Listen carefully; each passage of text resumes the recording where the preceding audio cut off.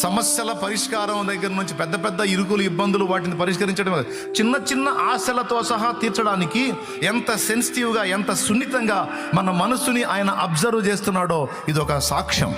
నీకు జరగలేదా? నువ్వేదో కూర తినాలనిపించింది, నీకు డబ్బులు లేవు, లేకపోతే ఇంట్లో ఉండే పరిస్థితి లేదు, ఇంటి పక్కలు తెచ్చిస్తారు నీకు అది. అంతకు ముందు రోజు ఎవరు, ఆ తర్వాత రోజు ఎవరు, నువ్వు అనుకున్న రోజే వచ్చింది నీకు అది. అలాంటి అనుభవాలు ఎంతమందికి లేవు? ముందు అది తింటమేమో కానీ చూసి ఏసయ్యా మనసులో అనుకున్నది వినపడిందా నీకు? నువ్వు వాళ్ళతో మాట్లాడేవా? ఇలా ఎన్ని కార్యాలో ఇవన్నీ చిన్న చిన్నగా మీకు అనిపించవచ్చు, నాకు ఈ చిన్నవి కాదు.